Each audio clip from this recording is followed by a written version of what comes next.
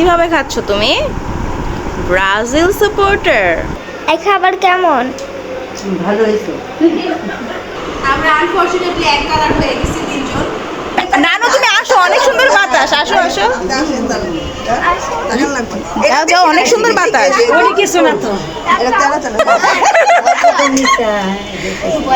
নানু ভয় পায়। নানু গিফট, তোমার জন্য গিফট। আমরা সবাই বারান্দায় চা এনজয় করছি।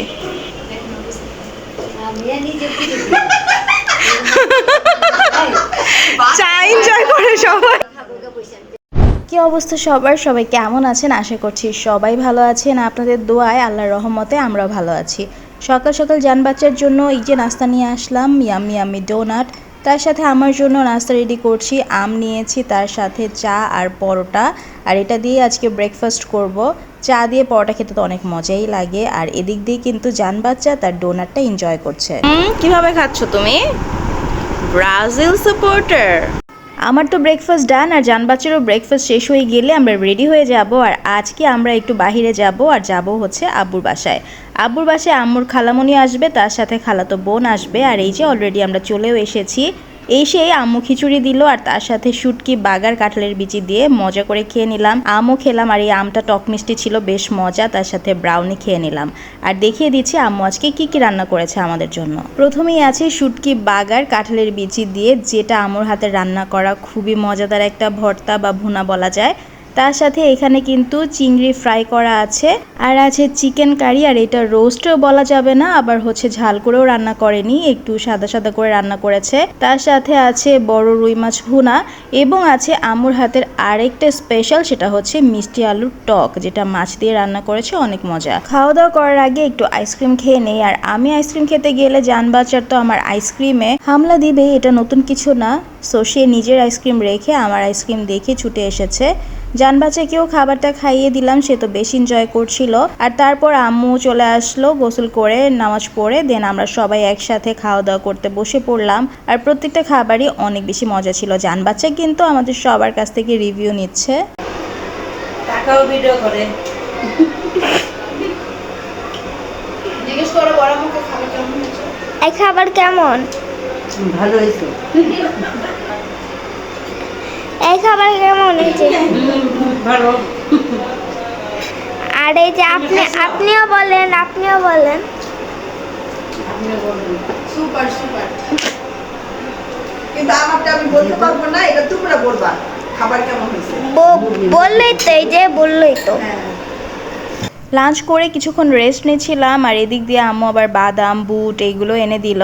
সো নানুর তো এইসব জিনিস খুবই পছন্দ, সে তো দেখেই খেতে বসে পড়েছে। আর জান বাচ্চারও বাদামটা খুব পছন্দ। সো দুইজন মিলে কিন্তু বাদাম খাচ্ছে। আর তারপর আমরা চলে গিয়েছিলাম আমার ছোট বোনের বাসায়। বিকেলবেলা আম্মুদের যাওয়ার কথা ছিল, যদিও আমার যাওয়ার কোনো কথাই ছিল না, আমি বাসায় চলে আসতাম। কিন্তু জান বাচ্চা শুনেছে যে সবাই ওর খাম্মির বাসায় যাবে, আর ও যদি না আসতো ওর মনটা ছোট হয়ে যেত, তাই ওকে নিয়ে আসলাম।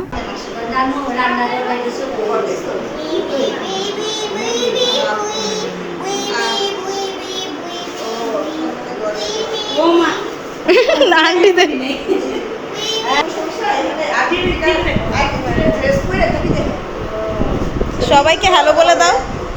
নানু হ্যালো।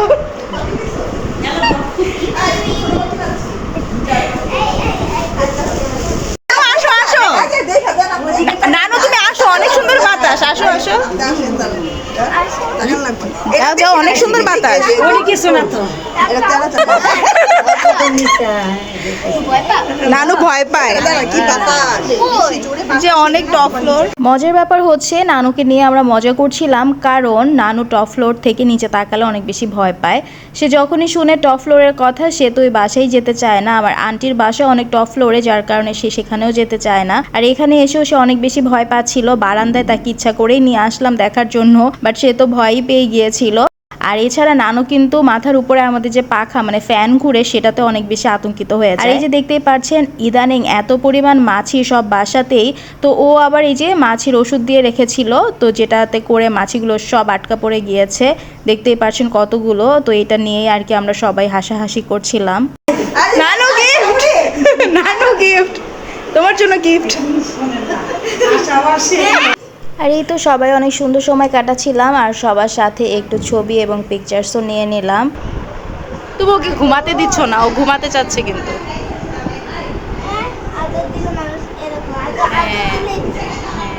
ওকে, আমরা আনফরচুনেটলি এক কালার হয়ে গেছি তিনজন। আর এই তো এখানে আমার বোন নাস্তার অনেক আয়োজন করেছে। এখানে নান আছে, তার সাথে আছে চিকেন, তার সাথে আবার পেঁয়াজু, আলুর চপ, বেগুনি এগুলো আনা হয়েছে, কারণ নানু পেঁয়াজু, আলুর চপ, বেগুনি এগুলো খুব পছন্দ করে। তার সাথে ফ্রুটসও ছিল। তো আমরা সবাই মিলে সন্ধ্যার নাস্তাটা এনজয় করছিলাম। সন্ধ্যার নাস্তা করার পরে এই যে এখানে গরম গরম চায়ের কাপও চলে এসেছে। আর আমার বোনের হাতে চা কিন্তু বেশ মজা, কালার দেখেই বোঝা যাচ্ছে যে কতটা মজা হয়েছে। তো চা নিয়ে চলে যাব এখন বারান্দায়, কারণ ওই রুমের বারান্দা দিয়ে অনেক বাতাস আসছিল। আমরা সবাই বারান্দায় চা এনজয় করছি।